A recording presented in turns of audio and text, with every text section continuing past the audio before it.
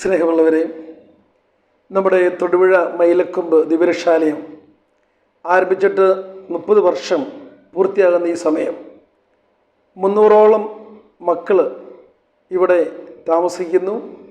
ഈ കഴിഞ്ഞ ആഴ്ച രാഘവൻ എന്ന് പറയുന്ന ഒരു മകൻ ദൈവസന്നിധിയിലേക്ക് യാത്രയായി. ഈ രാഘവനെക്കുറിച്ച് ചില കാര്യങ്ങളൊക്കെ ഇവിടെ വന്നപ്പോൾ ശ്രവിക്കുവാൻ ഇടയായി. ടോമിച്ചേട്ടാ നമസ്കാരം. ടോമിച്ചേട്ടാ, ഇവിടെ 300ഓളം മക്കളുണ്ട്. അതിൽ ഈ കഴിഞ്ഞ ആഴ്ച രാഘവൻ എന്ന് പറയുന്ന ഒരു മകൻ മരിച്ചതായിട്ട് പേപ്പറിൽ കണ്ടിരുന്നു. ഇവിടെ ഓരോ മക്കൾക്കും ഓരോരോ ബാക്ക്ഗ്രൗണ്ട്, അവരുടെ വീട്, അവരുടെ ജീവിത സാഹചര്യങ്ങളൊക്കെ കാണുമല്ലോ. അതുപോലെ തന്നെ അനേകർ വന്നപ്പോഴും ഇവരൊക്കെ പ്രായത്തിലും രോഗമൊക്കെ ആയിട്ട് മരിക്കുന്നു. ഈ രാഘവനെക്കുറിച്ച് സംതിങ് വ്യത്യസ്തമായ ചില കാര്യങ്ങളൊക്കെ ഇങ്ങനെ ഇവിടുന്ന് തന്നെ നമ്മുടെ ശുശ്രൂഷകളിൽ നിന്ന് പറഞ്ഞു കേട്ടിരുന്നു. അതിനെക്കുറിച്ച് ഇന്ന് ഒന്ന് സംസാരിക്കാമോ?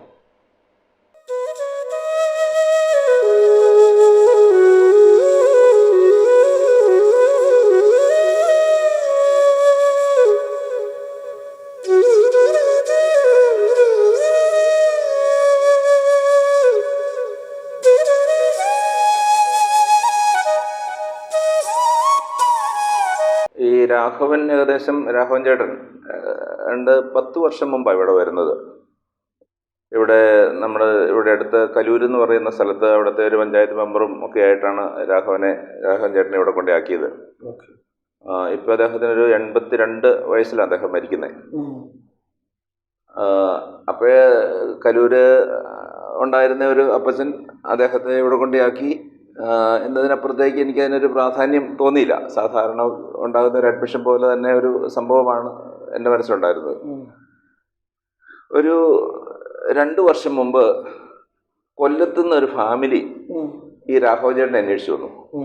അപ്പോൾ ഈ രാഘവൻ ചേട്ടന് കൊല്ലം കണക്ഷൻ എന്താണെന്ന് എനിക്ക് മനസ്സിലായില്ല. അപ്പം ഞാൻ അവരോട് ചോദിച്ചു, നിങ്ങൾ ആരാണ് കൊല്ലത്തുനിന്ന് വരുമ്പോൾ, നിങ്ങൾ ആരാണ് കലൂരുള്ള പഞ്ചായത്ത് മെമ്പറും കാര്യങ്ങൾ അവരെയാണ് ഇവിടെ കൊണ്ടാക്കിയത്.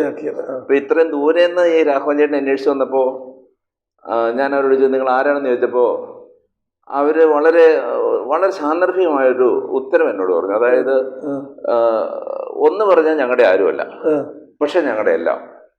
ഇത് കേട്ടപ്പോൾ എനിക്കൊരു ഭയങ്കര ആങ്സൈറ്റി തോന്നി. ഞങ്ങളുടെ ആരുമല്ല, പക്ഷെ ഞങ്ങളുടെ എല്ലാമാണ്. ഇങ്ങനെ പറഞ്ഞപ്പോൾ എനിക്ക് ഭയങ്കര ഒരു ഇതെന്താണ് ഇവരിങ്ങനെ പറയണമെന്ന് ചോദിച്ചു. അപ്പൊ അവരോട് ചോദിച്ചു, ഒന്നോടെ ഒന്ന് വിശദീകരിച്ച് പറയാമോ എന്ന് ചോദിച്ചു. അപ്പൊ അവര് പറഞ്ഞ ഒരു സംഭവമാണ്, ഈ രാഘവൻ ചേട്ടൻ തിരുവനന്തപുരം സ്വദേശിയാണ്. അപ്പോ വളരെ കുഞ്ഞിലെ ഈ വന്ന ഫാമിലിയുടെ പിതാവ് അദ്ദേഹം രാജസദസ്സിലെ ഒരു ജീവനക്കാരനായിരുന്നു. തിരുവനന്തപുരം രാജസദസ്സിലെ ഒരു ജീവനക്കാരനായിരുന്നു. 5 വയസ്സ് ഈ രാഘവൻ ചേട്ടനുള്ള കാലത്ത് ഈ NI നാരായണൻ, അതായത് ഈ കൊല്ലത്തുള്ള ഈ ഫാമിലിയുടെ പിതാവ്,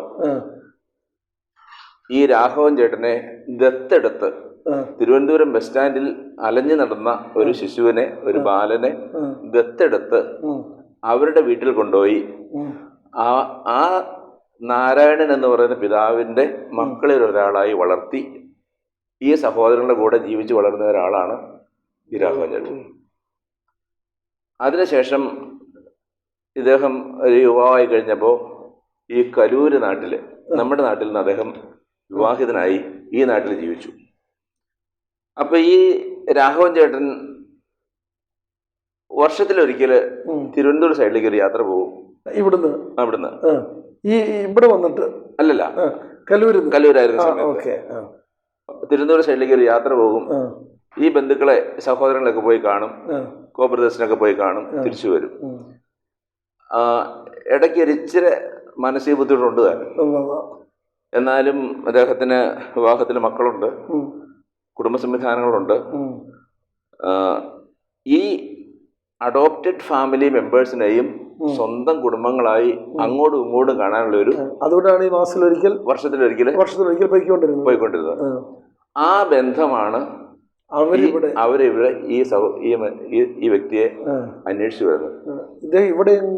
ഇദ്ദേഹം ഇങ്ങനെ കല്ലൂര് പഞ്ചായത്തിലെ മെമ്പർമാര് ആണ് ഇദ്ദേഹത്തെ ഇവിടെ കൊണ്ടാക്കിയത്. ഇവിടുത്തെ സാഹചര്യം. അപ്പോ ഞാൻ ആ മനുഷ്യരുടെ നന്മ ഓർക്കുകയത് ചെറുപ്പത്തിലെ ഒരു അനാഥനായ ഒരു ബാലനെ ഇവർക്ക് കിട്ടി, ഇദ്ദേഹത്തിന്റെ പിതാവിന് കിട്ടി. ഈ സഹോദരങ്ങളുടെ കൂടെ അവരിൽ ഒരാളായിട്ട് ഒരു കൂടപ്പറപ്പായിട്ട് വളർന്നു ജീവിതാന്തസ്സിൽ പ്രവേശിച്ചു. ആ കുടുംബ ബന്ധങ്ങള് നിലനിർത്തിക്കൊണ്ട് തന്നെ പോയി രണ്ട് സൈഡിൽ നിന്നും. ഈ ഇദ്ദേഹത്തിന്റെ വാർദ്ധക്യത്തില് ഇദ്ദേഹം ഒരു അഗതി മന്ദിരത്തിൽ എത്തപ്പെട്ടപ്പോൾ അവിടെ അന്വേഷിച്ചു വരുന്നു. ഞാനന്ന് ഇത് പ്രത്യേകമായിട്ട് അഡ്മിഷൻ രജിസ്റ്ററിൽ എഴുതി വെച്ചു ഈ കഥ, ഈ ചരിത്രം.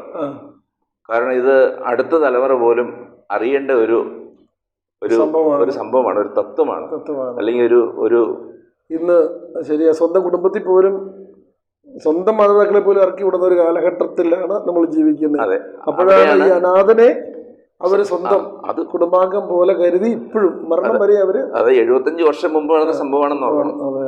ആ സംഭവമാണ് ഇന്ന് 75 വർഷം മുമ്പ് നടന്ന ഒരു സംഭവത്തിന്റെ ഫ്രൂട്ടാണ് ഈ കുടുംബം ഇന്ന് ഈ രാഘവൻ ചേട്ടനെ.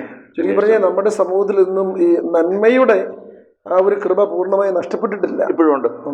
അത് കഴിഞ്ഞ തലമുറയില് ഫലപ്രദമായി ചെയ്ത ചില നന്മയുടെ ബാക്കി പത്രമാണ് ഈ തലമുറയിൽ ഇപ്പൊ നമ്മൾ സംസാരിച്ചുകൊണ്ടിരിക്കുന്ന ഈ വിഷയം. ഞാൻ ആ കുടുംബത്തിന്റെ ഒരു നന്മയെ ഞാൻ എനിക്ക് ഒത്തിരി അതിശയം തോന്നി, എനിക്കൊത്തിരി സന്തോഷം തോന്നി. ആ കുടുംബം ഈ രാഘവൻ ചേട്ടനെ അന്വേഷിച്ച് വരാൻ ഇടവന്ന ഒരു സാഹചര്യം. ഈ കഴിഞ്ഞ ദിവസം രാഘവൻ ചേട്ടൻ മരിച്ചു. ഈ ബന്ധുക്കൾ എല്ലാവരും ഉണ്ടായിരുന്നു. അദ്ദേഹത്തിന്റെ മരണാനന്തര കർമ്മത്തിന് ഈ സഹോദരനോട് അറിയിച്ചു. അവരെല്ലാം വന്നു. അവര് ഇവിടെ വന്ന് നമ്മുടെ പൊതുശ്മശാനത്തില് മതാരാധന കർമ്മങ്ങളൊക്കെ നടത്തി അവരുടെ സാന്നിധ്യത്തില് മൃതസംസ്കാരം നടത്തി തിരിച്ചു. അപ്പൊ എനിക്ക് ഭയങ്കര സന്തോഷം തോന്നി. ആ ഒരു കാര്യം ഞാൻ കഴിഞ്ഞ ദിവസം ഇങ്ങനെ നമ്മുടെ ശുശ്രൂഷകർ ഇവിടെ ഇതിനെ കുറിച്ച് സംസാരിക്കുന്നത് ഞാൻ കേട്ടിരുന്നു. എന്തായാലും അത് നമുക്ക് നൽകുന്ന വലിയൊരു പാഠമാണ്. കാരണം മനുഷ്യജീവന്റെ വില അത് അവന്റെ സമ്പത്തോ അവന്റെ ആരോഗ്യമോ പ്രായമോ ഒന്നുമല്ല. എന്തായാലും നമ്മൾ ഇപ്പോൾ ആ വ്യക്തികൾക്ക് വിശ്വസന്റെ പ്രത്യേകം പ്രാർത്ഥിക്കുന്നു. അവർ തിരുവനന്തപുരത്താണല്ലോ, അവരെ കൂടുതൽ ദൈവം അനുഗ്രഹിക്കട്ടെ, ആ തലമുറയെ അനുഗ്രഹിക്കട്ടെ. എന്ന് ഓക്കെ, വെരി ഗുഡ്.